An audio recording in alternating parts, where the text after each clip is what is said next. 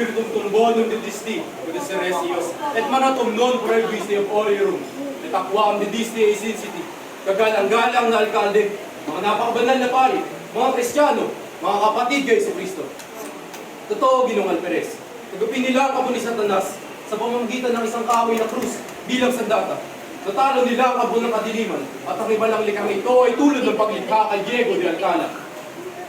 Magnum remanebum, magnum etiam siin parvo punitor, item parva remanebum parva etiam siin magna posita, sidus lucidus noctaclarian istat imperio non conspicus, dilapos Alcala inter omnes sanctos in minet.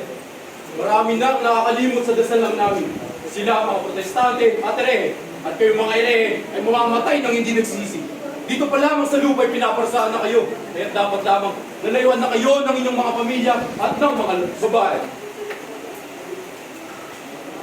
Minika ni Jesus ng isang bahagi ng katawan na nahahatak sa kadiliman ay dapat pinuputol at tinatapon sa kahoy.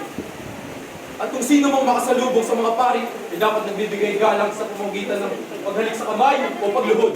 Ngunit, mga kabataang nag-aaral sa Europa ay hindi marunong magbigay galang man lang kayo tinatakwil ng simbahan, sila'y dapat layuan! Samantala, isang lalaki ang nakatulog at napasandal kay Hermana Puti na naging dahilan na malakas ang pagsigaw ng babae. Ah, demonyo!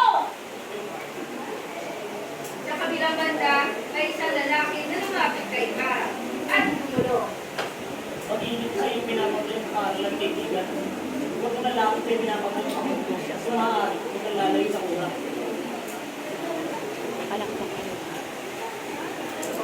Oo.